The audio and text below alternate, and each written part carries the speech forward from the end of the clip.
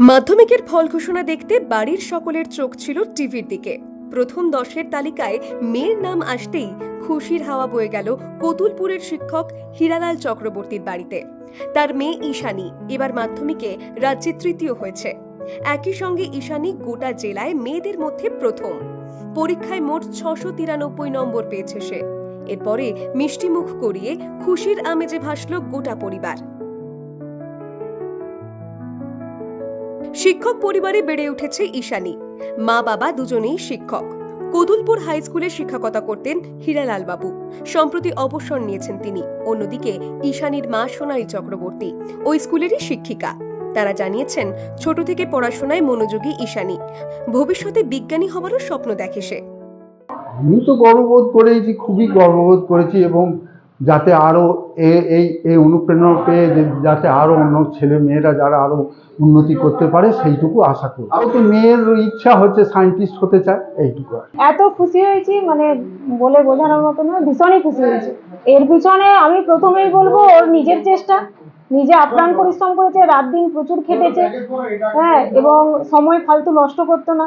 আর তারপরে আমরা তো আছি, বাবা কতুলপুর হাই স্কুলের শিক্ষক ছিলেন আর আমি শিক্ষিকা কতুলপুর হাই স্কুলে। আমরা তো চেষ্টা করেছি, আর প্রাইভেট টিচাররা নিজের সন্তানের মতো পরিশ্রম করেছেন। নিজের সন্তানকে যেভাবে দেখায় সেভাবে আলাদা করে দেখাতেন, হ্যাঁ, কি কোনো কিছু আলাদা করে লেখাতেন যে যাতে অন্যদের থেকে তোমার লেখাটা আলাদা হয়।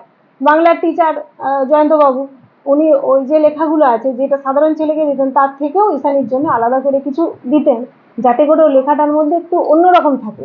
সেই মুহূর্তে মানে বলে বোঝানো যাবে না, চোখ দিয়ে জলও বেরিয়ে যাচ্ছিল।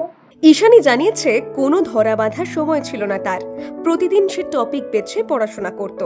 পরিশ্রম ও মেহনতের জেরে সে এই সাফল্য পেয়েছে।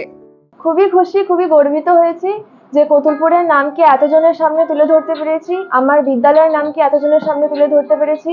মা বাবা, শিক্ষক শিক্ষিকাদের, স্কুল টিচার, প্রাইভেট টিউটরদের আশা পূরণ করতে পেরেছি, খুবই গর্বিতের জন্য। তার কোনো নির্দিষ্ট নিয়ম থাকেনি, আমি প্রতিদিন টপিক ঠিক করে নিতাম যে এগুলো পড়তে হবে, সেটা পড়ার জন্য যতক্ষণ লাগতো ততক্ষণই পড়তাম। সবারই অবদান রয়েছে, বাবা মা, স্কুল টিচার, প্রাইভেট টিউটর, প্রত্যেকের।